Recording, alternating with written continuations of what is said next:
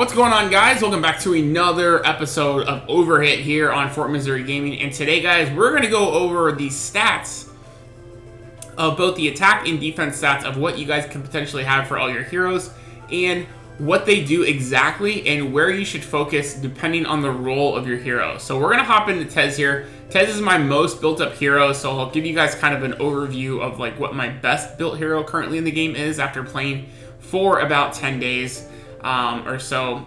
So let's go into first her physical attack. So obviously we're going to start with the attack part here first. Physical attack, pretty self-explanatory if you guys have played any game before. That is the attack number that she has to deal damage when she attacks. The attack speed is going to basically be in the square that you guys see on your layout when you're able to select what skills you want to use. You'll see a little like clock looking almost timer thing that's going around in a circle. So the faster your attack speed is, the faster that's going to refresh. Then you have pierce damage. I believe how pierce damage works is that is going to have a certain amount of damage that will actually ignore defense and you'll actually burst through defense. So that can be very, very useful. And then your pierce rate is going to be the percentage chance I believe you have to pierce that damage. So if I'm wrong in that in the comment section down below, please let me know. I would really appreciate that. Then we have into counter rate percent. Counter rate percent for all my Epic 7 Summoner's War players out there, that is going to be basically your, not counter rate percent, crit rate percent.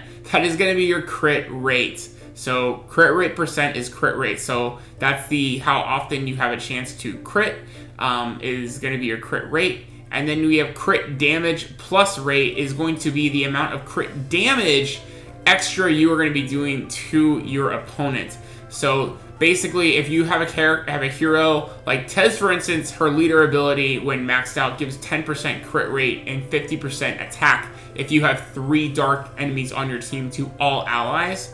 So for instance, she's going to give you an additional 10% crit rate, which would bring your crit rate, even higher.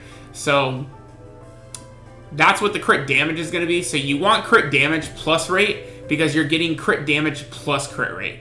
Whereas the other ability is just crit rate. So crit damage plus rate is pretty much like having 2 abilities into one. I'm pretty sure that's how it works because it does say crit damage plus rate. If I am wrong, once again on that, please let me know if it only applies to crit damage. But if you would combine those numbers, you would see she's sitting almost at about a 36% crit rate. And then the crit damage only rate is at 32.04%. So I'm pretty sure that's how it works, but like I said, if I am wrong, if you veteran players out there that have been playing on different servers know for sure that information, please drop it in the comment section down below and I will pin your comment as always. And counter rate, you guys see here, that is the rate she has to counter. So it starts off at normal. And actually you guys see here, these numbers are her base, and then I believe all this is added to it. So this is from the gear. So you see here, my crit damage rate is an additional 21.31%. So actually in total, she's having a 53.31%. And then like the attack stat here, you see is almost a 1200 increase. And then pierce damage is 24. We have no additional attack speed. And then with pierce rate stays at 2.53. So then we have the counter rate, which makes sense. So overall, she's got a 0% rate to counter, but then you give her some gear, now she's got a 2% rate to counter back. Then we go into status effect resistance. And so counter rate is just basically you have a chance to counter attack when you are attacked by your enemies. I don't think this can trigger off of getting hit with skills. Actually, no, it definitely can. Yeah, okay. It definitely can be triggered off getting hit with skills. So counter rate, counter back. Obviously, it's pretty self-explanatory as well. Status effect success rate. That is going to be if you are running a debuff style hero. So if you guys are running a hero that is defense break, that does poison, that does burn, anything like that, attack down, all that kind of stuff, that is where the status effect success rate is going to come in super, super clutch. Now, Tez does have a speed down on her S2 once you get it to a certain point, which I have. But that's not really the prime focus. It's just, I'm at the early stages of the game still, like all you guys are, and I'm just putting whatever gear I can on her. And so I am happy though she's got an additional almost 22% crit damage rate, so that is good. Then skill cooldown reduction, that is the number you guys see whenever a hero uses a skill. So for instance, Tez's skill 2 initially has a 75-second cooldown. So the higher your skill cooldown reduction is, then the shorter the amount of time that it's going to take to refresh to use it again. And then accuracy obviously is your hit chance, the potential to hit an enemy. So you see here it starts at 101.77% with an additional 5.62, which brings it over 107%. And then deal damage, a dealt damage increase is just overall damage increase rate. And you guys see here she starts with 4.7% and it goes, sorry, it's hard for me to see that white for some reason on my screen. But it goes 4.7% to then 5.0%. So now we will go into the defensive stats for you guys. So defense, max HP, obviously the maximum hit points you guys have.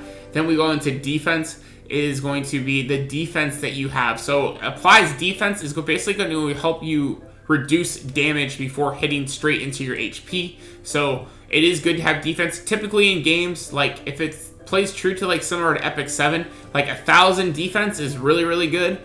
Typically a lot of times with defense scaling, you won't see a dramatic increase to a certain point.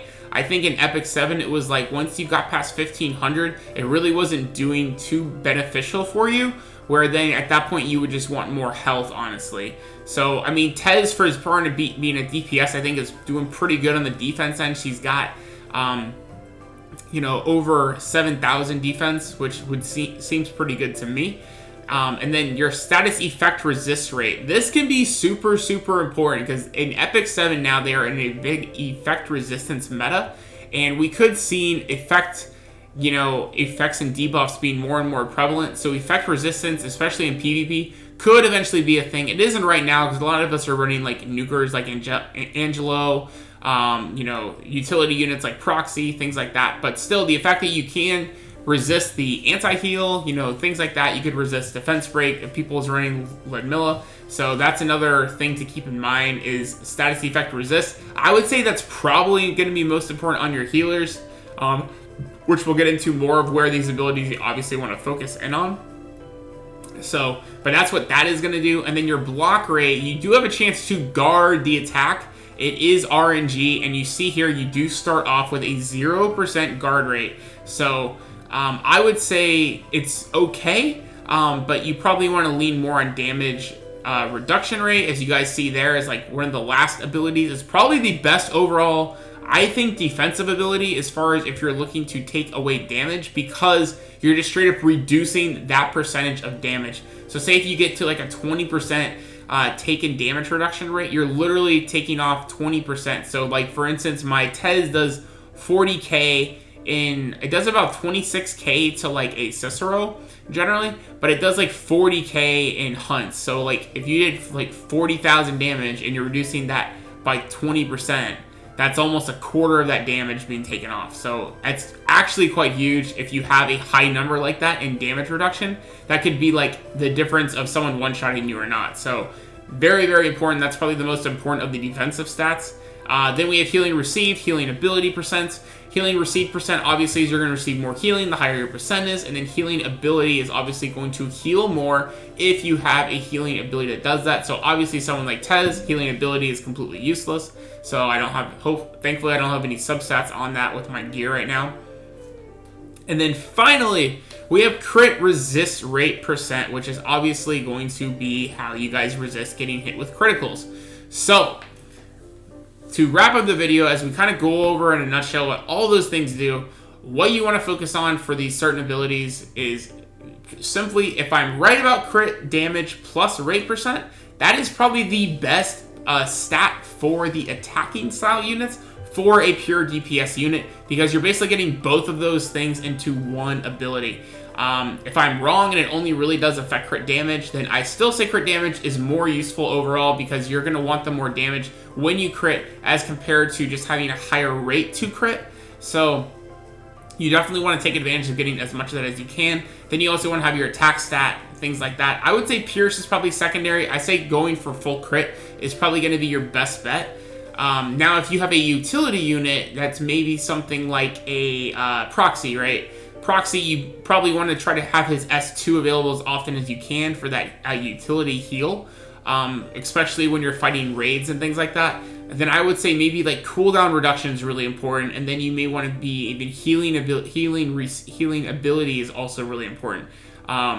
So that's where you kind of gotta, like, it really depends on the unit. But as far as for like utility, cooldown could be very, very important. Accuracy could be accuracy is very important for your debuff units. So like your Lamilla for your defense break, or units that burn, or units that chill and freeze. Then that's where accuracy is going to be very, very important. And then is where status effect success rate is going to be very, very important to make sure you hit, to make sure you apply those debuffs, things like that, to where that's where in your attack part where that's going to matter.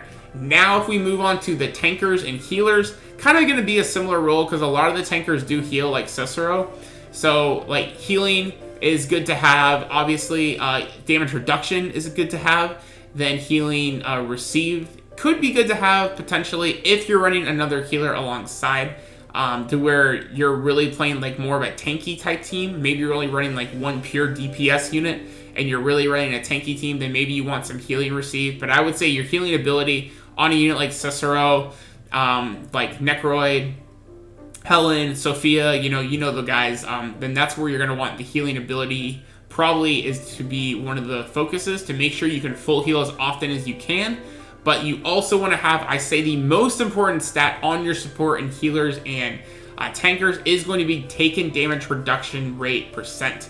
That is going to be super, super huge. And I think on your chest pieces, guys, definitely you want your first substat on your 5-star gear to have that.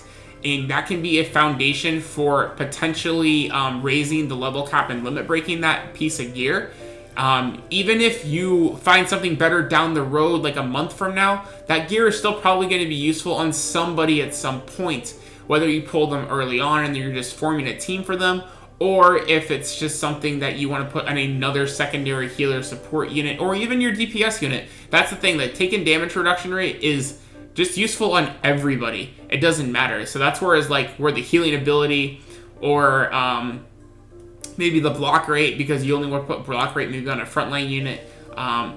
Things like that, to where maybe that's not as important as pure up damage reduction is super, super important. So for guys, so to wrap it up, I think that for your support and healer units, you want to focus on damage reduction. You want to focus on a little bit of block rate, maybe some crit resist rate, and obviously your max HP and defense. And then you definitely want to focus for your DPS on your crit damage plus rate, and you want to be focusing on your cooldowns for utility units. And if you have room after that for your substats, if it turns in your favor, then you could be focusing on pierce damage rate %. And then also for your DPS units, also a secondary for your chest piece could also be counter rate. Like I said, you do want to go primarily with taking damage reduction, but say you get 2 damage reduction rolls and then 2 counter rolls. That's like an awesome piece of gear for your DPS chest piece. So definitely keep that and use it. So that is going to be me wrapping up today's video, though, as far as it goes with the whole breakdown of stats and everything like that. I will probably be doing a separate video on knowing when to upgrade gear, potentially. And telling you guys what gear to synthesize and stuff like that, as far as when it goes to progression between early to mid-game players. So I don't think any of us are really in endgame yet, unless you spent like $5,000 in the game. So I still consider myself semi-early game, to possibly mid-game, but because we really have no content in the game right now.